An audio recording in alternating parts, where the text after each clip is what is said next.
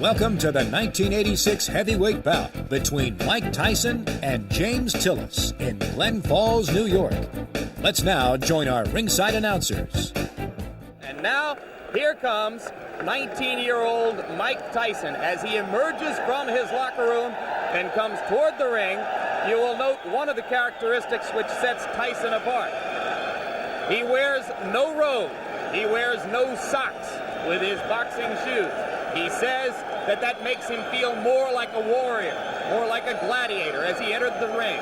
He'll be 20 years old on June 30, can eclipse Floyd Patterson as the youngest heavyweight champion of all time if he wins the title anytime before May 5, 1988.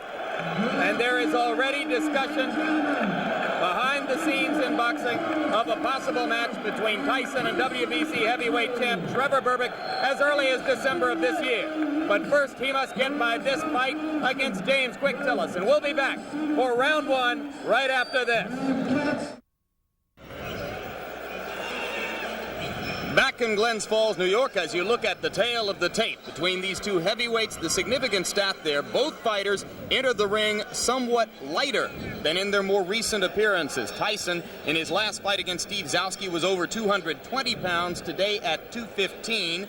And Tillis, in his most recent bout with Terrell Biggs on January 25, fought at over 214 pounds. Today he is 207 3/4. The referee is Joe Cortez. There are 3 judges who will score the fight on the round system with supplemental point scoring in case of a draw. 3 knockdown rule is in effect. No standing 8 count. The mandatory 8 count is in effect. Tyson in the black trunks and James Quick Tillis in the white. Customarily, Mike Tyson does not feel his opponents out in round one. He tries to take them out. He tried to take Quick Tillis out with that first punch he threw, and Tillis showed why he may be a little bit different. He moved right out of the way of it, and Mike missed by quite a bit. The key to the fight will be Tyson cutting off the ring and pinning Tillis in corners and on the ropes like he did right there. Quick Tillis is 7 pounds lighter than when he fought Terrell Biggs. That would indicate, the look of him would indicate he's in much better condition. I think the postponement allowed him to get in better condition, will allow him to move more. The question is, how long can he move? His record is he's dangerous early, Jim. Can hurt you with either hand early in a fight, but has always faded and tired badly.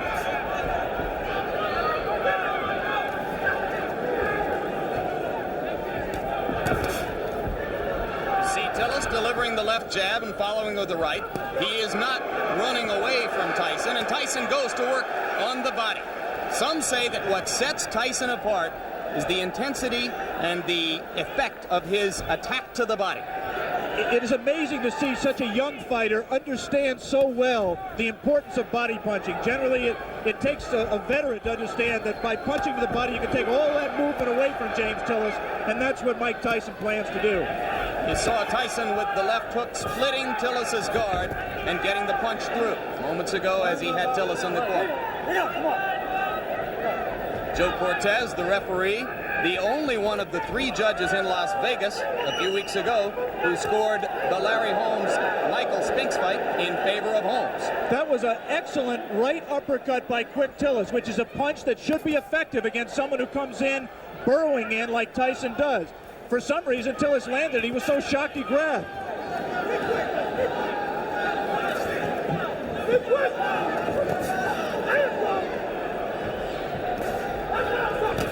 Quick Tillis cannot, in my opinion, win a decision in this fight, Jim. He has to try to take Tyson out while he's fresh.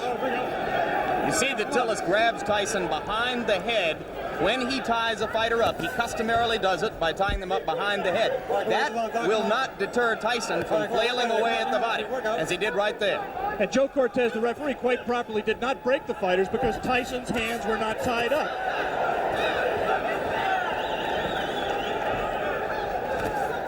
Again, the right uppercut just missed that time by Tillis. Late in round one, a round in which Tillis has not acquitted himself too badly, as he has managed to stay away from Tyson's thunderbolts, although he just took a right hand. We'll be back.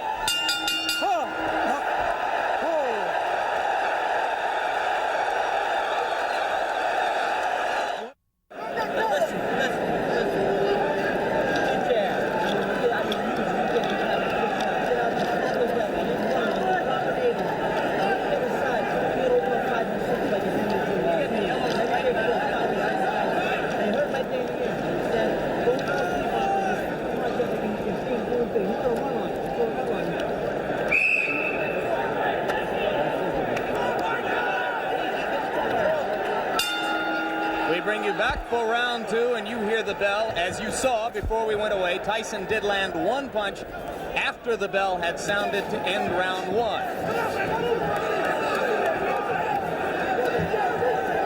Most people in boxing, if they're looking for a way to beat Mike Tyson, believe it will be done by a fighter who is able to move and punch effectively on the move, as Henry Tillman did in winning 2 fights from Tyson in the Olympic trials as amateurs. All right, bring out, clean. Come on. Tyson just landed 2 solid left hands.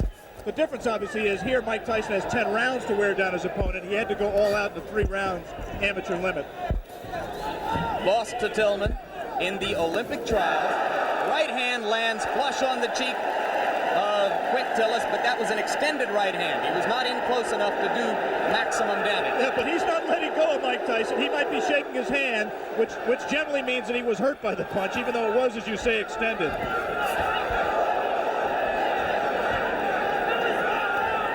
Simply a matter here of Tyson finding the range. He can't be too far outside, but he can't cut so close that he allows Tillis to grab him, as Tillis will always do when Mike lets him.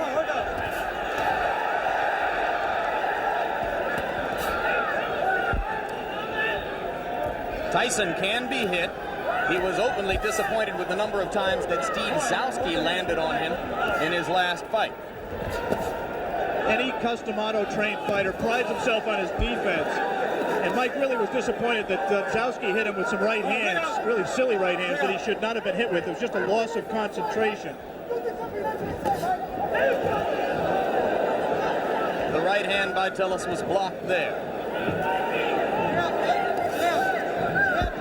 A jab by Mike Tyson, a rare punch for him in his first 19 fights. A punch that he is smart enough to know that he's going to need if he's going to move up to world-class competition. He's been using it more in training and says he will see a lot more of it in this fight. He just tried it there till Tillis knocked down 2 of them.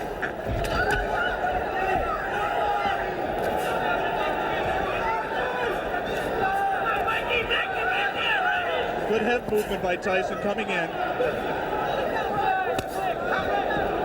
For the moment, Tyson is not nearly as busy as he has been in some of his previous fights against much lesser opponents. No doubt a sign of the respect that he must have for a fighter of Tillis' experience. There's the punch that, in my opinion, is going to win the fight for Tyson. It's that right hand to the body.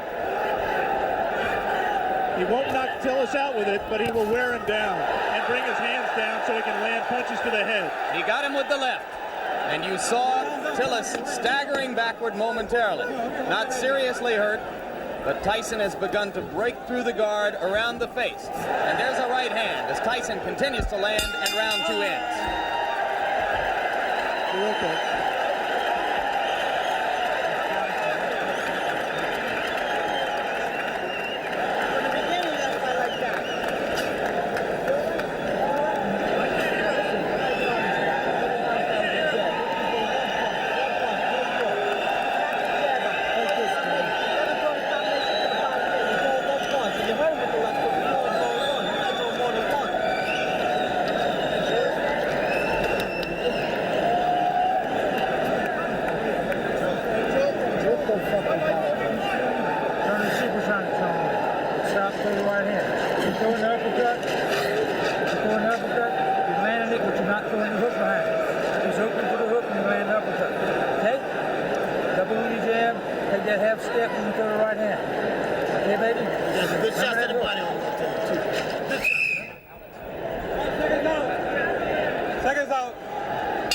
Back in Glens Falls, New York for the beginning of round 3. More than 8,000 people here in the Glens Falls Civic Center, almost all of them rooting for the fighter that Upper New York State thinks of as its own Mike Tyson.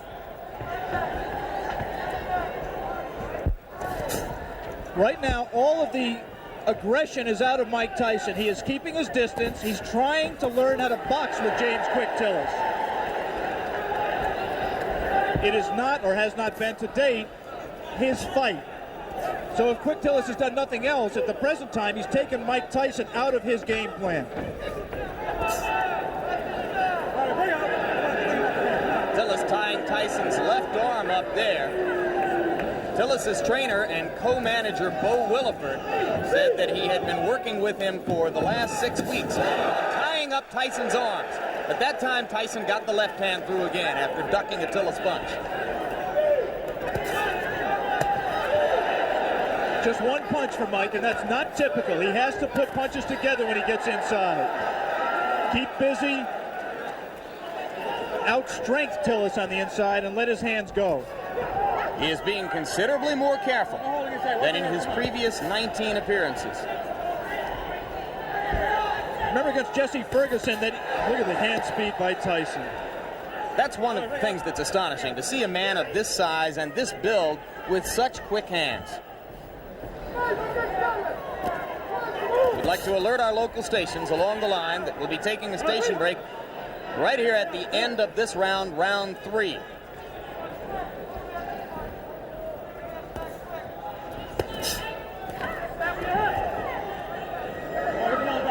I was saying in the fight against Jesse Ferguson, Ferguson fought a negative fight, fought to survive for the most part.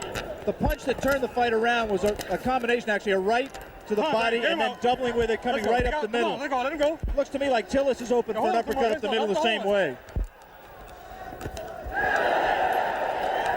Come on, get those arms out. Come on, work out of there. This is an important learning experience for Mike Tyson. He's going to have to be able to handle a quick Tillis to get to the top of the even. He is right now. Tillis is making the mistake of trying to trade with Mike Tyson. He should be moving off the ropes. Instead, he got into a little bit of macho there, and Quick Tillis is not going to be around long fighting that way. Again, he scores with the right uppercut. Does Quick Tillis. Repeatedly, Tillis has scored with the right uppercut. But Tyson is beginning to wear down Tillis' defenses, particularly when he catches him against the ropes and then releases the hands. Round 3 coming to a close, and Mike Tyson warms to the task once again as the round comes to a close. Back with more after this word from our local station.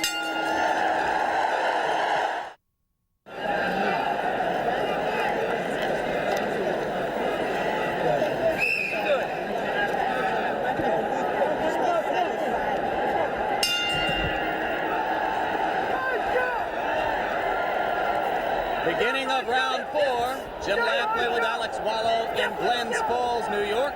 If you are scoring in rounds, as they do here in New York State, I had the first round even and have given rounds 2 and 3 to Mike Tyson. Right hand lands on the point of the chin, but he didn't get all of it. And a good left hook by James Tillis. And again, inexplicably, Quick Tillis grabs after he scores the best punch he scored in a couple of rounds. He should put punches together, punch in combination, and he might give Mike Tyson more trouble than he wants. He also can't lunge in with that left hook like that because he's going to get caught. And having felt what Tillis has to offer in the way of the uppercut and that one left hook which scored, Tyson now appears to be a little less shy about stepping up inside. Tillis is landing punches. He's landing hard punches, and interestingly, Mike Tyson is taking them. I mean, he doesn't want to get hit with them, but one of the questions about him, as it is with all developing fighters, is can he take a punch? Quick Tillis has had people like Carl Williams on the deck twice, Greg Page on the deck, Marvis Fraser hurt. He can punch when he's fresh like this. Switches left-handed. Tillis is a converted southpaw. Punches hardest with his left hook. Fought as an amateur. Fought as a southpaw as an amateur. Turned around in the middle of his amateur career.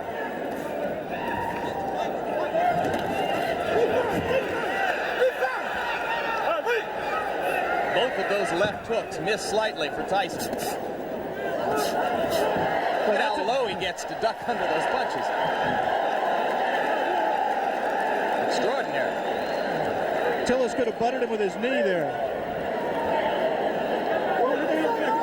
Right now, Mike Tyson is having problems solving James Quick Tillis. He doesn't really know, the things that work for him normally are not working for him, and he's going to have to go to things that are a little bit more sophisticated. He's going to have to cut the ring off better, and he's going to have to find the range better. He just can't walk inside and let Tillis tie him up like that. Has to let his hands be busier, and at the same time avoid getting hit himself. As for Tillis' chin, you might note that a long time ago in 1981, he went 15 rounds with the very dangerous puncher Mike Weaver, largely by staying away. But on the other hand, he suffered a technical knockout in the first round against Tim Witherspoon 2.5 years ago. You'd have to say that is a fluke, the loss to Witherspoon. Tillis claims he slipped on some water in the corner and was distracted before he got punched. Again, he lunges and it gets caught. The left hand drops Tillis onto the seat of his pants as round 4 is coming to a close. I'm not so sure that his right foot wasn't stepped on, causing that knockdown. There was definitely a punch, but I believe that Tillis's right foot was stepped on by Tyson at the moment the blow landed. All right, let's stay right here and take one more look at the knockdown. I'm clearly wrong. That was just a clean punch. He was off balance. We said that Tillis could not lunge in with the left hook. He lunges in with the left hook. Tyson very cleverly slips it, comes back in a punching position and lands a left hook. That was not the full power of Mike Tyson, but Tillis had lunged, was off balance, and he was able to drop it. Let me repeat that there was no tripping involved. It was a clean punch. There is the Tyson corner. You see Kevin Rooney in the year of Tyson, another custom auto-trained fighter.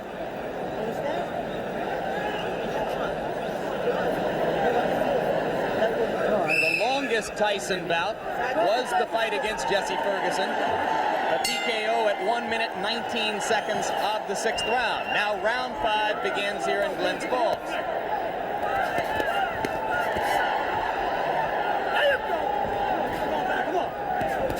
Tillis still willing to trade leather with Tyson. I don't think that was a punch. The knockdown punch was a punch that hurt Quick Tillis. It definitely got his attention, but he wasn't debilitated by it. It's not that was not looking. Did not look to me to be the beginning of the end. He might have learned not to lunge so badly with the left hand, though. And there you see Tyson whacking away to the rib cage with the right hand. Again, Cortez warns Tillis for holding behind the head. Tillis switches briefly to southpaw and goes back. And again, he holds behind the head. Mike Tyson is not doing his job in those clinches. His hands are free, but he isn't using them. Right there's no reason for Mike not to rip punches to the body. We talked about his ability as a body puncher. He has it. He just isn't using it. Watch this side, man. Watch this side. Watch this side. All right, bring up. Let's go. Step back. Tillis turns away for a moment to spit, but so far he does not look hurt, as Alex pointed out. Looks rather fresh. Has had a tendency in the past to tire.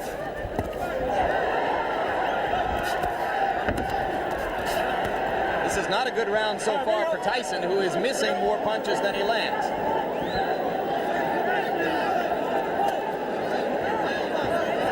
And again, not busy in the clinch. That's frankly astonishing because the opportunity is there for him to do a lot of damage. There he gave a half-hearted effort at that combination we talked about, the right to the body and the right uppercut, but he didn't land it. He did land punches at the end of the flurry. And that's what he has to do with Tillis. He has to keep punching. He's just letting isolated punches go. Like a single left hook, nothing behind it. He has to punch in combination to be effective. There's a great tendency here to compare Tyson to another young heavyweight, Olympic super heavyweight gold medalist Terrell Biggs. Tillis extended Biggs to the full 8 rounds where Biggs got the decision, and that was on January 25. 2 good short chopping right hands by Tillis. Tyson waiting for Tillis to open up, and those 2 body punches did get Tillis' attention, and he grabs. Just the grimace on his face alone, I think, indicates that Quick Tillis was hurt by those 2 body punches. And the right hand got through the guard onto the cheek of Tillis, who looks a little the worse for wear now in the last minute of round 5. So after a slow first minute and a half in this round, Mike Tyson has reapplied the pressure. And if he's shown you one thing today, it is that he knows how to close out a round and leave an impression in the minds of the judges. We'll be back right after this.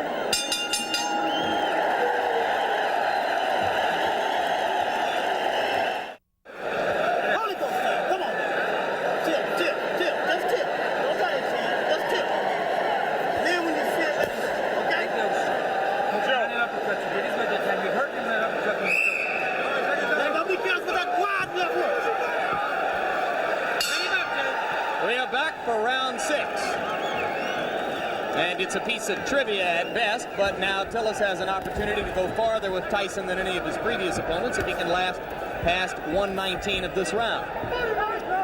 Well, I think if Mike continues to fight this way, Tillis has the chance to break the knockout string.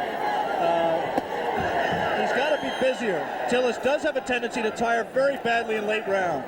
He was exhausted at the end of his 8-round fight with Tyrell Biggs, and this is a 10-round fight. But Mike Tyson has to throw punches that mean something and throw them in combination. Those are just arm punches. There's nothing on those punches. Just count the number of effective punches that Mike is letting go. And they're very few. Let's go. He's just trailing Tillis around the ring. Not cutting it off effectively. Come on, work on it. Come on, work on it. Allowing himself to get tied up, accepting clinches. Now the crowd begins to implore Tyson to give them something a little bit more exciting than what he has demonstrated here. And now it becomes clear that Tillis will last longer than anyone else has, as we have just passed the point at which Jesse Ferguson was bid to stop by Luis Rivera in Troy, New York, a couple of months ago.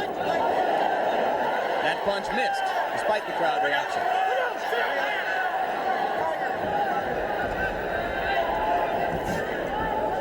Since we are talking about the possibility of the fight going the distance, scoring at the halfway point,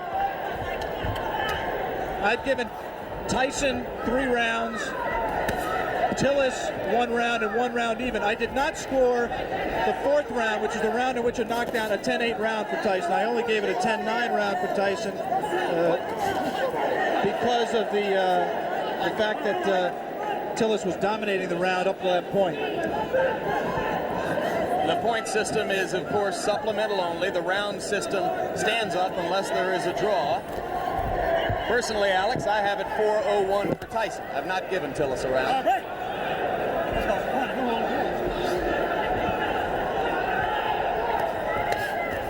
are 2 ways of looking at what Mike is doing. One way is to say that he's pacing himself, he's waiting for the opening. The other way is to say that he's getting frustrated and getting taken out of his fight. There was moments ago a brief combination to the body of the kind of rapid-fire punching that you expect from Tyson, but that was one of a very few times, perhaps the only time in the bout when we've seen it. But again, he comes on at the end of the round. We are all the way through round 6. Mike Tyson and James Tillis will be back. We are back, and for the first time in a professional career which began 13 months ago, Mike Tyson enters round 7. Another heavyweight. Tyson with the lead in the fight to this point over James Quick Tillis, but fighting a curiously docile fight so far. Not nearly as busy or as aggressive as we've seen him in his 19 previous outings, which resulted in 19 knockouts. He almost looks right here like he's waiting for Tillis to make the fight, to come to him. In case you've just joined us, it is Tillis, the fighting cowboy from Tulsa, Oklahoma, in the white trunks, Tyson in the black. Tyson co-managed by Jim Jacobs and Bill Caton. Tillis co-managed by Bo Williford and Gary Bentley. One curious thing that we learned before the fight about Tillis' condition, we said he's always tired late. Bo Williford and Gary Bentley found out after the Biggs fight, through the doctor's examination, that James Tillis has a number of allergies. Among them, allergic to milk, citrus, and wheat, which could make things difficult for a fighter who, on the day of a fight, eats wheat cakes, drinks milk, and orange juice. Let it go, come on, let it go, James. We have to assume that that was not his pre-fight meal today. He actually was eating mainly cranberry juice. But it has helped his stamina, and I think he also trained harder for this fight. He realizes this fight means everything to him. He has lost 4 of his last 5. And Bo Williford told me last night that if Tillis were to be knocked out today and wanted to continue as a fighter, he would do so without the help of Bo Williford. Yeah, this is career time for James Quick Tillis.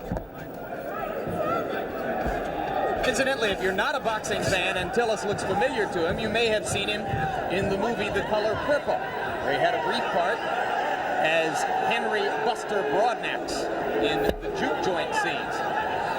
Spent 2.5 weeks with Steven Spielberg and crew in Los Angeles, where they called him Dark Gable. There's a right hand by Tyson. And the uppercut. Tillis is not noticeably hurt by that punch. But he's cut. There is blood above his left eye. Exactly right. Mike was a little bit extended with the punch, did not have the proper range for full power. Now he's at the right range. He lands something here. This is where he can be effective. Again, not punching at the body when Tillis grabs him behind the head. Tillis landed a left. Didn't seem to faze Tyson at all. We will stay here between rounds, as it is Tillis who tries to flurry at the end of round 7, with the blood now seeping out from an apparent cut above the left eye. Bill Nunnery does the cuts for, well, actually, Bo Williford is doing the cut himself right now. Doctor in looking at it.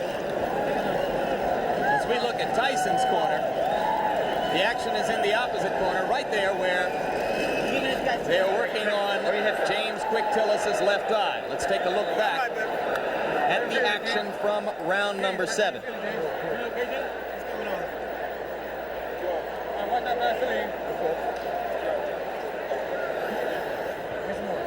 You see what Tyson did there. He scored the right hand to the body, missed with the right uppercut that we thought he could land if he kept throwing it, but continued to punch. And eventually that will pay dividends. He has to continue to back up Tillis and continue to cut the ring off on him to be able to score effectively. I want to give James Quick Tillis credit. He's been in with a tough young bull, and he's fought harder and stronger, really, than I've ever seen him fight in his career, including the time he fought for the title. He is showing something that a lot of people have questioned over his career, and that is his heart. He's cut, he's taken some brutal punches, and he is fighting back, moving and still trying to win this fight. One of the greatest trainers in the history of the sport openly questioned Tillis' heart while he was working with him. Angelo Dundee worked with Quick Tillis for the Weaver fight and some subsequent fights. He finally just gave up. He said James had no spirit to fight. Tillis told us in the pre-fight interview that he found that spirit. Didn't know why he'd never had it, but said he found it for this fight. He was going to be a different fighter, and he has been. You cannot question his courage or his commitment today. He has been there from the opening bell. He has not run away as he did 15 rounds against Weaver in 1981.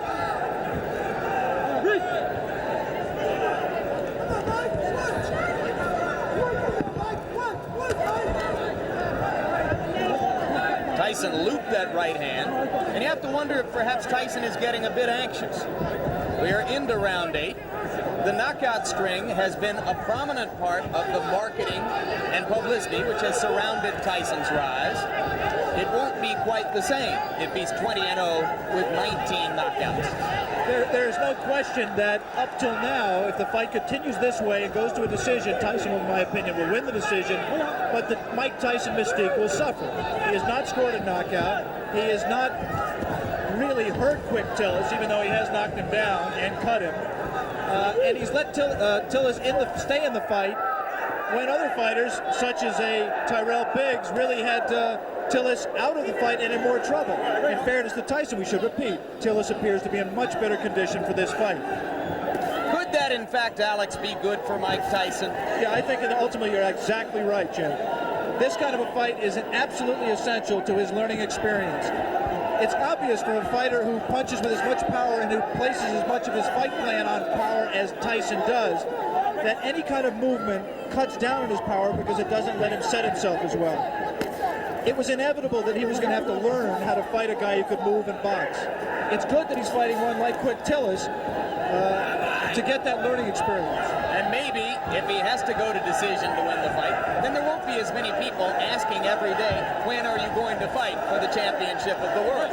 Those same people who are questioning his chin and his ability to go rounds will turn around now, since he's demonstrated that he has not gotten exhausted and he's taken good punches, will now turn around and say, well, he can't punch. Mike Tyson just went left-handed, and that was decidedly left-handed. It's the first time he's been that committed to a left-hand stance since his fourth professional fight. It means he's a little bit confused, a little bit frustrated, and he's willing to try anything new right now.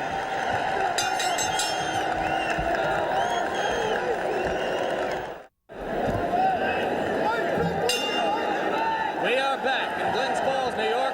James "Quick" Tillis enters round 9 with 19-year-old knockout phenomenon Mike Tyson. And in Tyson's round, or in Tyson's corner between rounds, trainer Kevin Rooney was imploring him to keep punching, not to stop punching, particularly in the clinches. Come on, work out of it, guys. Come on. Which is exactly what Mike just did. He was in tight, his hands were free, and he did not punch.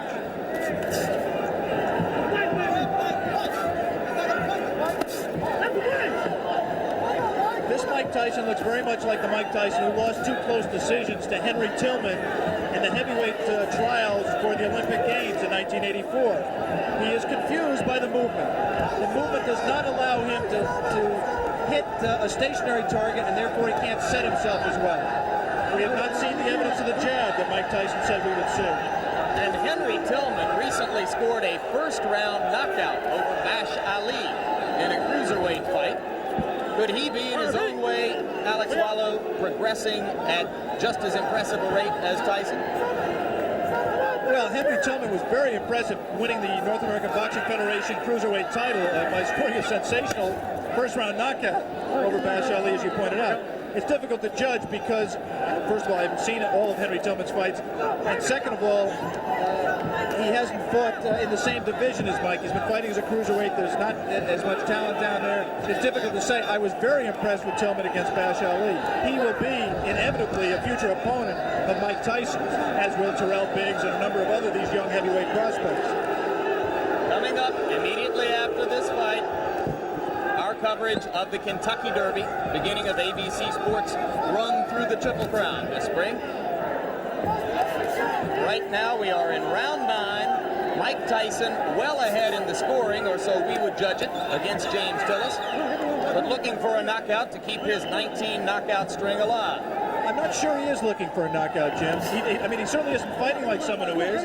It's possible that, number one, he doesn't know how to knock Tillis out. Tillis has presented a problem to him in terms of power punching that he can't solve. But secondly, it's also possible that Mike Tyson is interested in how he is going to react to fighting rounds. He's heard all the doubters say he can't go 10 rounds or 15 rounds, and maybe he's in the back of his mind trying to find out exactly how he is going to respond in that kind of a fight that he is in no danger, in my opinion, of losing. Maybe in the front of his mind. 22 seconds remaining in round 9. More and more it looks as though Tillis is going to be able to go the distance. And Tyson again is not busy during the clinches when his hands are free and he has a chance to punch. Landed a right hand on Tillis' nose, but again from a long enough distance that it didn't damage Tillis. We have gotten to the end of round 9. We'll be back for the closer after this. We are back in Glens Falls, New York, round 10. The crowd tries to liven itself up, try to provide some encouragement to Mike Tyson. Most of them have come here today hoping to see a knockout and, frankly, expecting to see a knockout. Tyson tries to deliver with the right hand and steps in and throws the left. Tillis again ties him up.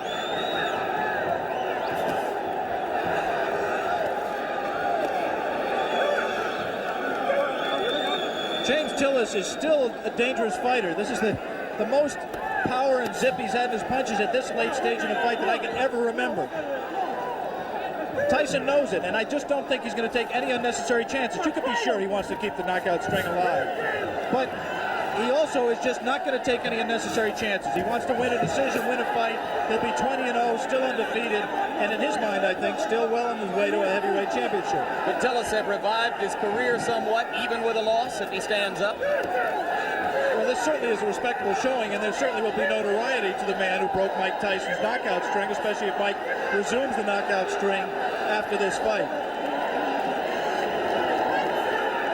Always difficult to know why a crowd is booing. You can't psychoanalyze 8,000 people. I think it's possible that they're disappointed in Mike's performance. They came here wanting to see him do what he's done in his previous 19 fights, and he doesn't appear at this point to be going all out to satisfy them. Landed the left hand, but Tillis stood right there. Cut is no longer a problem. It has been effectively stopped. Tillis comes straight in.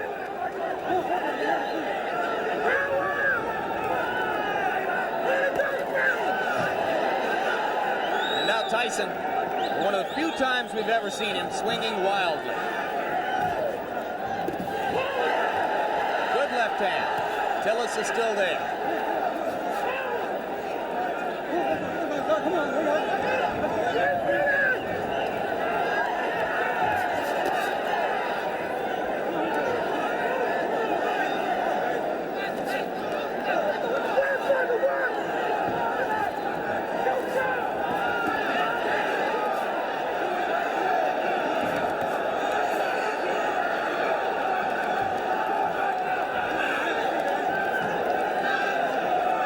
Well, there will be very little doubt about the decision here. The scoring might be slightly different in Tulsa, Oklahoma. Tillis continues to give a good account of himself. And backs Mike Tyson up onto the ropes, which is a first. A little of Tyson's own medicine. It will be interesting to see how Mike reacts to this. Closing with a flurry. The bell is going to sound.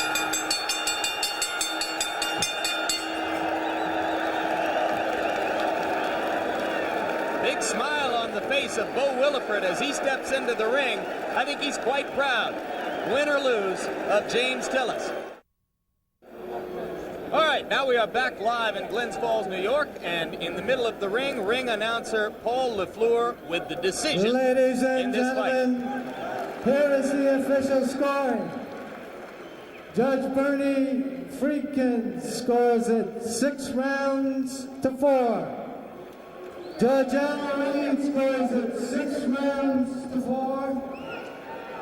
Judge Tony Moritz scores it 8 rounds to 2. For the winner by the winner in this decision and still undefeated, Mike Tyson.